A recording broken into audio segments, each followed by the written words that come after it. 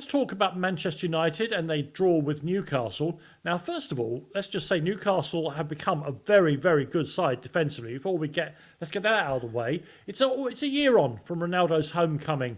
I'm wondering, and we're asking why did they draw a blank? The headlines in the papers: Ronaldo drops off as United huff and puff. Paul Hurst in the Times. Ten Hag and United left to rue lack of killer instinct. Jamie Jackson in the Guardian. It's all gone wrong. Martin Blackburn in the Sun.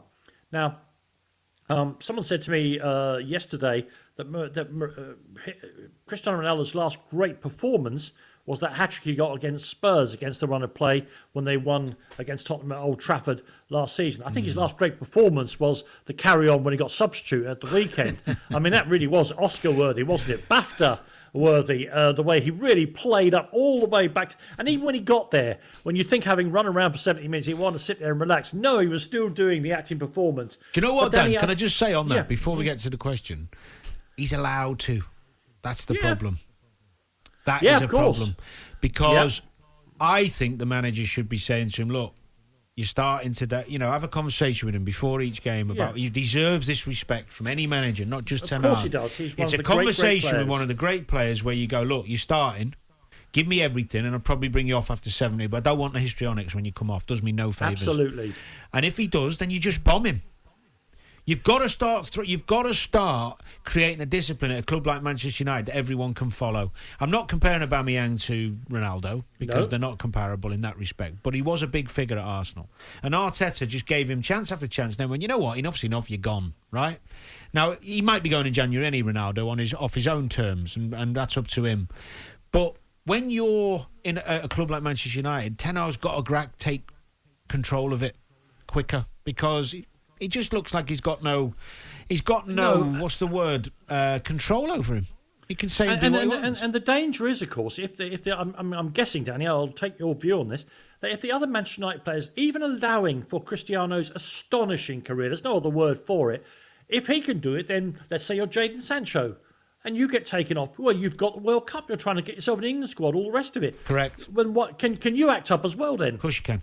But don't you think because he's got Bruno Fernandes as an ally who has a few strops himself, that there's a bit of a double act there which sort of maybe allows him to behave like that? Because Bruno Fernandes is a strong figure as well, and they both act quite similarly, don't they? They do, but I don't think it would matter. I think Ronaldo would do it anyway. But when we were talking in the break, you have a bit of a theory about he had good reason to be in a strop, though, you think, against Newcastle, don't you? Well, I think first I've just got to say about Newcastle that, I mean, they have come on so far under Eddie Howe, more than I ever thought he would. I mean, more quickly than I thought he could. Defensively, they look great, and I thought what was also important, Dan, for Newcastle is, I don't know if you saw the game, but they went after United from minute one. In the first half, they were excellent. They didn't sit back and get a 0-0. They went after United. They sat back a bit more in the second half because United were better. But just what you were talking about, Sean, and thanks for reminding me that I did a piece on United. They played Sancho on the left and Anthony on the right. Opposite foot on the opposite wing. Yeah, I mean that's the standard way to play these days. Well, is it is it and should it be when you've got the best header of the ball in the Premier League? Oh well, that's. I mean, I saw you asking that question on Match of the Day, and it was ridiculous. And I saw Ronaldo getting frustrated. He must have made 17,000 runs. And not once did the ball come in when his movement. By the way, I went over these clips. Couldn't show them all, of course, last night. You know how that works. No. But I must have had 12, 13 clips, and I was watching Ronaldo in all of them. His movement was terrific, and it didn't have to be great balls because he can leap like a salmon. As long as one of them just puts it out on the right or the left foot and chop him, just even if you plop it in the air, you don't have to whiz it. He's going to have a chance of scoring. So he was fuming.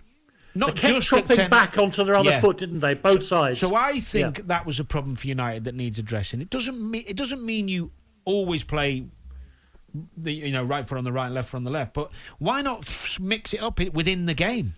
He could even have changed it. You're absolutely right. He could have changed it around. Although it was an interesting game because you say Newcastle played very well, but United on another day, the Casemiro's header. Rashford's header.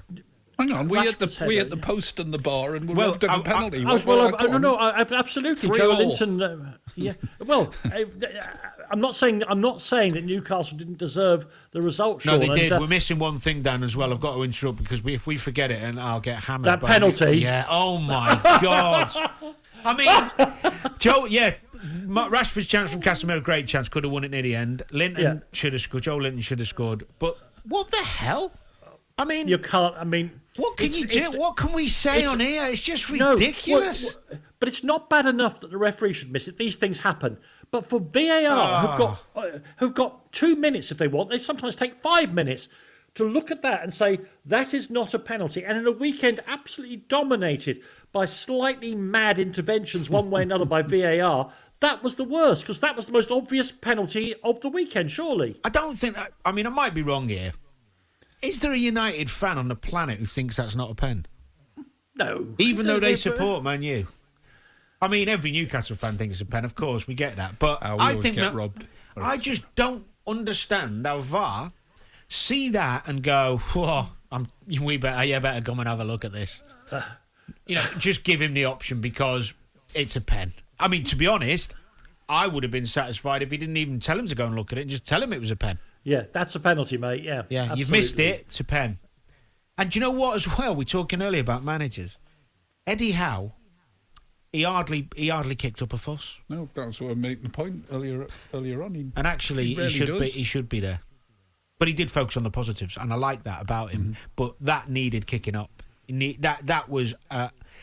Can you imagine? That was the last minute of the City-Liverpool game.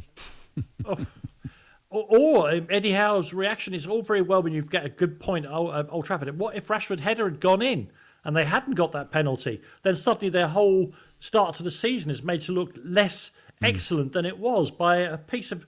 I mean, I've stopped using the word refereeing now because it's not the referee, it's the officials. The overall, as a group, overall. They're making these terrible decisions. Listen, well, all I will say, I think Manchester United are improving under Ten Hag, and I think Newcastle, as you say, are coming on leaps and bounds to the absolute worry of everybody else. Dan, just one concern with United, and I was given the numbers yesterday. This isn't my intelligence. This was given to me by someone doing a lot of research. It's a bit worrying for United that Bruno Fernandes' goals involvement, making goals and scoring goals compared to where he came. I mean, it has gone. His numbers have fallen off a cliff. And that is a huge concern for Manchester United because he has been their most creative player.